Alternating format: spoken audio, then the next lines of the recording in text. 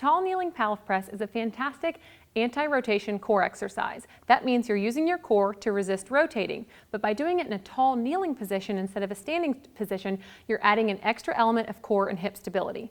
Now the tall kneeling position is one that's a little bit tricky to get, so I'm going to show you what it looks like from the side. A lot of times in tall kneeling, people will be here, okay? They're hyperextending through their spine, they're leaning forward a little bit. We want you to tuck that pelvis under, squeeze your glutes, and stay nice and tall. The other thing we don't want is you leaning back. So think about getting tall through your top of your head, tucking the pelvis under, squeezing your butt, and shoulders are back and down. So tall kneeling Pallof press is here, nice solid tall kneeling position. You're going to press the band out, row it back in, press it out, row it back in. Just like with other Pallof press variations, if you need to make it more difficult, you can use a thicker band, or you can scoot a little farther away from the attachment.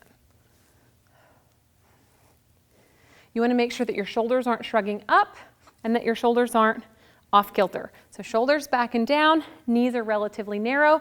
You don't want to base out too wide because then you're going to be using your base of support for your stability instead of using your core. You're here, row it out, bring it back in. And another variation, if you want to make it more difficult, you can do circles, resisting movement through the rest of your body. You can go up and down. You can do what are called perturbations, where someone comes and knocks your arms around. You have to resist that movement.